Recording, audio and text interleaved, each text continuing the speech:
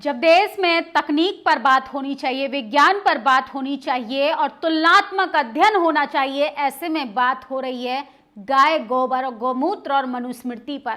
सोचिए, जब से Rahul Gandhi ST, SC, OBC के संवैधानिक अधिकारों की बात कर रहे हैं, कुछ जातिवादी मनुवादियों के पेट में मरोड़ इतनी तेजी से उठ रही है। वो नहीं चाहते हैं कि हाशिए पर खड़े व्यक्ति को भी संवैधानिक अधिकार मिले। और ऐसे में केंद्र सरकार का जब बयान आता है कि इस देश में जाति जनगणना कराई जाएगी, वो भी बिहार चुनाव से पहले, तो सोचिए, विशेष जाति के लोग देश के प्रधानमंत्री को भी अनफॉलो करने लगे हैं सोशल मीडिया पर और उनको भी उलूल जुलूल कह रहे हैं। जो समाज देश के प्रधानमंत्री को नहीं छोड़ रहा है, देश के प्रधानमंत्री को इतना अपशब्द बोल रहा है, वो सोचिए क्या एसटी, एससी, ओबीसी समाज को उनके संवैधानिक अधिकार देगा।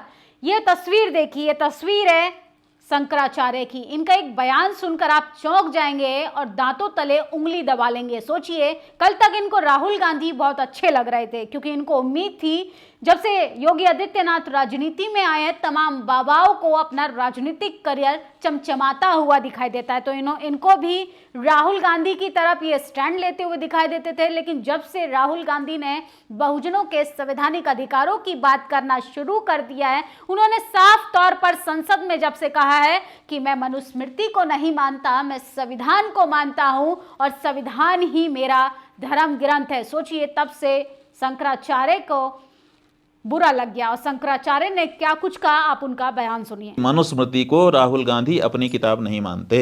अगर वो हिंदू होते तो मनुस्मृति को अपनी किताब मानते।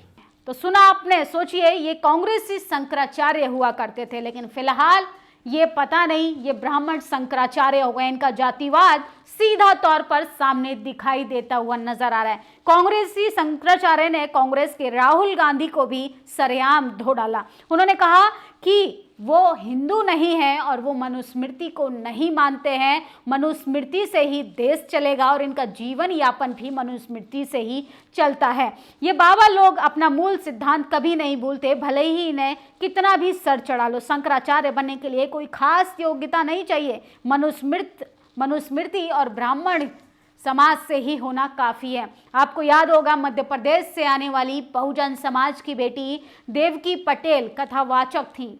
सोचिए, प्रवचन देना चाहती थी, प्रभु के तमाम कार्य को आगे बढ़ाना चाहती थी, लेकिन एक विशेष जाति के लोगों को ये हजम ना हुआ क्योंकि उन्हें पता है धर्म के नाम पर किस तरीके से पैसा वसूली किन लोगों को पहुंचाना चाहिए, किन लोगों को लाभ पहुंचाने का काम करना चाहिए। ऐसे में अगर एसटी, एससी, ओबीसी समाज भी आने लगेगा तो उनका ये जो धंधा है उस पर भी ताला लग जाएगा। तो शंकराचार्य चाहते हैं कि देश के तमाम लोग जो हैं वो मनुस्मृति का पालन करें और एसटी, एससी, ओबीसी के गले में हांडी, पीछे झाड़ू लटक जाए। जब से राहुल गांधी ने तमाम संवैधानिक मुद्दों को सरकार के सामने रखना शुरू किया है, शंकराचार्य जैसे लोग काफ़ी नाराज़ हैं और राहुल गांधी को कह रहे हैं कि राहुल गांधी खुद हिंदू नहीं हैं, वो मनुस्मृति कैसे मानेंगे। शंकराचार्य चाहते हैं कि आज़ादी के 75 साल भी गुलामी की जंजीरों में बहुजन समाज जकड़ा रहे, वो कभी भी अपने संवैधानिक अधिकारों की बात ना करें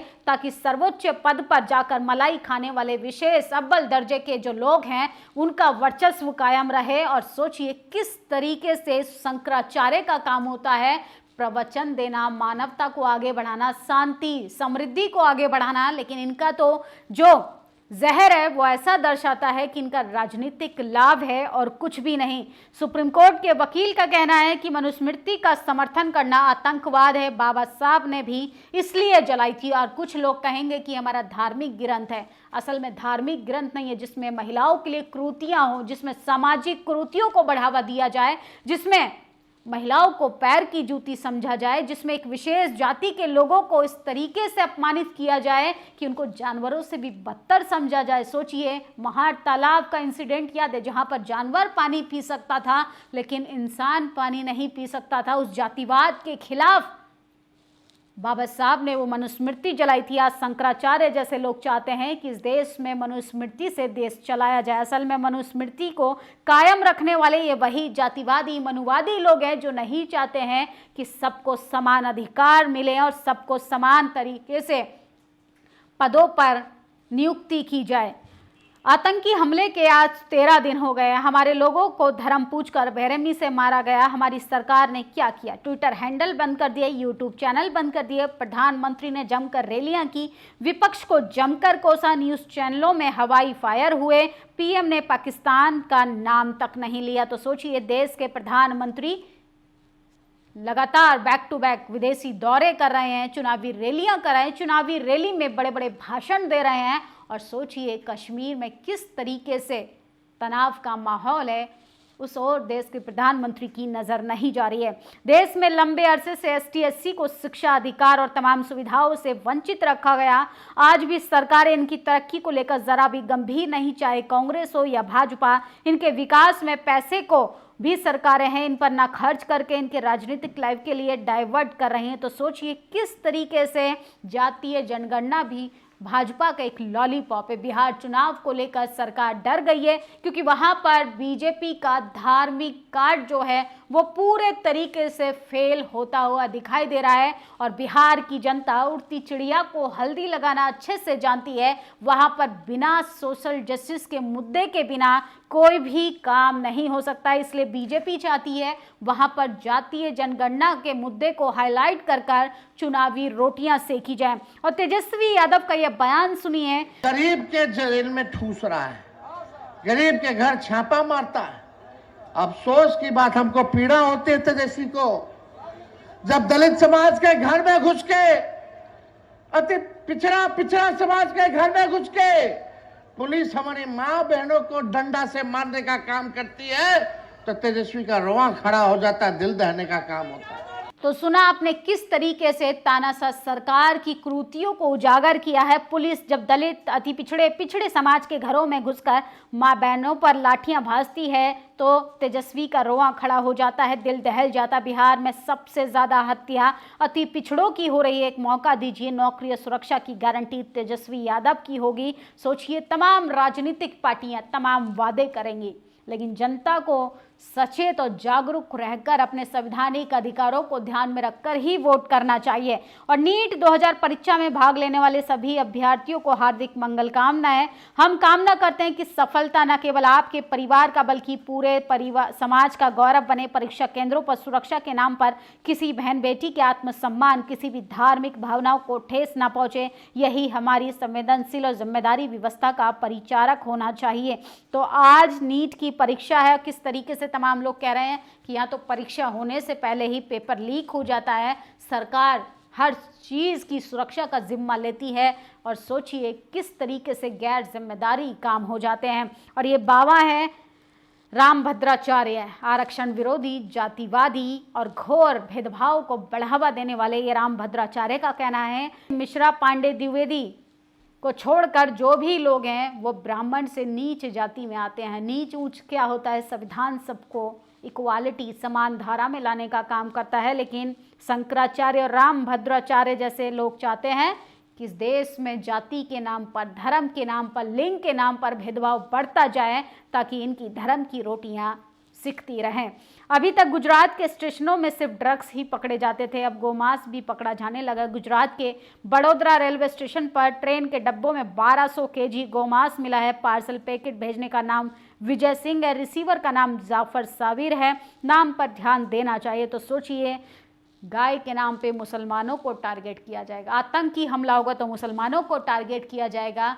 किस तरीके से हम अपने देश को लेकर जा रहे हैं, जहां पर बात होनी चाहिए विज्ञान पर, जहां बात होनी चाहिए तकनीक पर, जहां बात होनी चाहिए कि हम बाकी देशों से आगे कैसे बढ़ेंगे। ऐसे में देश के तमाम नागरिकों को आपस में लड़वाया जाता है और बची कुची कसर शंकराचार्य जैसे बाबा करते हैं। ये कह रहे हैं कि राहुल गांधी हिंदू नहीं है, अगर हिंदू होते तो उनका ग्रंथ मनुस्मृति होता, संविधान नहीं। इससे अंदाजा लगाइए कि एक प्रतिपक्ष नेता को जब ये लोग बर्दाश्त नहीं कर पा रहे हैं तो आम जनता के साथ किस तरीके का भेदभाव करते होंगे। आज़ादी के 70 साल बाद भी मीडिया और प्राइवेट सेक्टर में एक बड़ा वर्ग जो इनका ऑडियंस और उपभोक्ता है उसका प्रतिनिधित्व बना हुआ है। अब समय आ गया है सबकी भागीदारी सुनिश्चित की जाए। तो जातीय जनगणना के सगुफों से बात नहीं चलेगी। देश के प्रधानमंत्री को प्राइवेट सेक्टर में भी आरक्षण को पूर्ण रूप से लागू करना होगा। पुतलों से डर, विचारों से डर, किताबों से डर, उनके घर से भी डर। दुनिया में सिर्फ एक ही इंसान हुआ जिसके ना होने पर उनके नाम का भी डर है, तो वो है डॉक्टर अंबेडकर। तमाम लोग उनकी मूर्तियों को तोड़ने का काम आज भी करते हैं। स्त्री, शूद्र और ज्ञान, इन तीनों से डर कर जो मनुस्मृति ग्रंथ रचा गया है वो आज भी घंटाचार्यों के लिए धर्म का शिक्र बना बैठा है। वैसे मूर्खाचार्य धर्म कोई व्हाट्सएप ग्रुप नहीं, जब तुम्हारा मन चाहे किसी को रिमूव कर दो। तो ये शंकराचार्य, इनकी जमकर विरोध हो रही है, आलोचना हो रहा है, क्योंकि इनका कहना है कि ये देश मनुस्मृति से चलना चाहिए। मंदिर में ओबीसी सदस्य की नियुक्ति, पुजारियों ने पूजा का बहिष्कार किया। मानवाधिकार आयोग ने मांगी रिपोर्ट। केरल के एक मंदिर में ओबीसी समुदाय के व्यक्ति की नियुक्ति के बाद पुजारियों ने पूजा करने से इनकार कर दिया। अरे प्रभु तो सबके हैं, प्रभु के मार्गदर्शन पर सबको चलना चाहिए। धर्म का काम बढ़ाने में सबका सहयोग, सबका साथ चाहिए, लेकिन एक विशेष जाति के लोगों को तकलीफ क्यों होती है? जो ओबीसी समाज को आगे नहीं आने दे रहा, वो एसटी, एससी, ओबीसी को कैसे आगे आने देगा? कहा था ना मोदी जी, जातीय जनगणना करवानी ही पड़ेगी, हम करवा कर रहेंगे। ये हमारा विजन है, ये सुनिश्चित करेंगे कि सरकार एक पारदर्शी और जातीय जनगणना कराए, सबको साफ साफ पता चले कि पावर स्ट्रक्चर पर किसकी कितनी भागीदारी है। शंकराचार्य जैसे लोग नहीं चाहते हैं कि राहुल गांधी उन जरूरी मुद्दों पर बात करें जो आज़ादी के 75 साल बाद भी जातिवादी, मनुवादी लोग नहीं करना चाह रहे थे। ओबीसी के हितों के लिए संविधान में 8/340 जोड़ने की भूमिका निभाई। पहला पिछड़ा वर्ग आयोग बना, मंडल कमीशन को एक्सटेंशन दिया गया। ओबीसी आरक्षण की पहली नौकरी कांग्रेस सरकार में मिली। ओबीसी को शिक्षा में आरक्षण दिया गया। सोचिए किस तरीके से आज़ादी के 75 साल बाद भी बहुजन समाज के लोग अपने संवैधानिक अधिकारों से वंचित है, शिक्षा से वंचित है, रोजगार से वंचित है। यहाँ तक कि कॉलेज, यूनिवर्सिटी अभी पहली पीढ़ी जाना शुरू कर रही थी, शिक्षा को महंगा कर दिया।